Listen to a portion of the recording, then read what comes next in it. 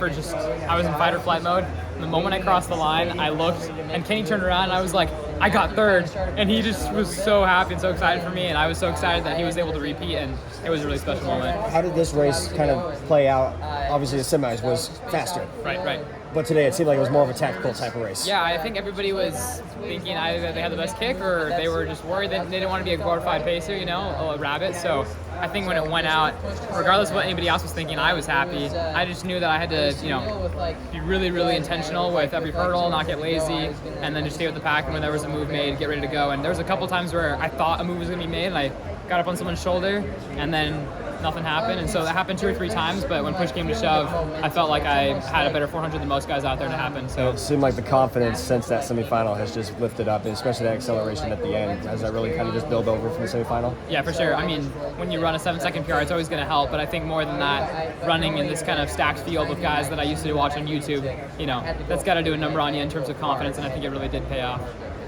You mentioned that final 400. We were talking to Coach Shystone earlier today, and he mentioned your close was one to watch for, and it was like 300 to go. I think you went by Jager, and can you just talk about how you were feeling and what you were thinking as you were passing those guys? No, 100%. I mean, you go through every scenario beforehand. It's one of those things where you don't want to set a plan as much as you want to set a process for the race, and a lot of mini plans within that process. And so one of the ideas was, one of the situations we practiced for was last 400, when would I make a move? And in practice, actually, I had an opportunity to practice with Kenny, and I started picking 300 to go. And I felt like that was a spot that I could own, and I felt like I could beat anybody at. And so I got to 300, and I was like, this is like practice, let's go. And then it was a really cool feeling passing them, because it was like I was reliving a memory, so it was awesome. Yeah, what place were you at the bell, do you know? At the bell, I don't know, but I certainly wasn't in third. Yeah, no, you were way back there. But the capacity was there, I felt. We talked about it before. Ed and I were talking at the table, and we said, in all reality, don't be too worried. If you're within even 1 or 2 seconds of the guys, you're going to be able to outkick them. They're going to come back, and so I just trusted that. So how'd you do so much better here than NCAA?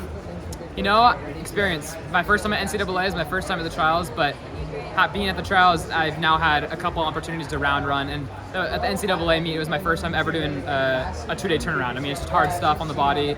Mentally, I've never been able to practice that, what it feels like to be a little tired going into a race. I've only been fresh as I've run 5Ks and cross-country 10Ks, and so it's just a difficult thing to do for your first time, and so I knew that coming into this meet, I could be confident that I had the experience, and sure, it wasn't as many as other people might have, but it was enough. Was it eye-opening going past the American record holder? Yeah, for sure. No other words on that. It was crazy. Or was it just like, just go right by him? It felt pretty cool. So. And the other thing, you don't have the standard. Can you still go chase it? Like, I think you can to the end of the week. What's your thought process there? I mean, I can't speak to it. I have no idea on that, and I don't want to talk out of the side of my neck. But I think more than anything, I'm just excited that I was able to get a top 3 spot, and so that's good enough for me. I really can't control anything else, and I doubt that I'll be racing in the next couple days. But I'll talk to my coaches, and we'll figure something out. You're just elated no matter what? What's that? You're elated even if you don't go to Paris? Of course. I mean, I did what I was supposed to do today. That's all I could control. So. I mean, it was an amazing run. Thank you. Appreciate it. Congrats. Thanks.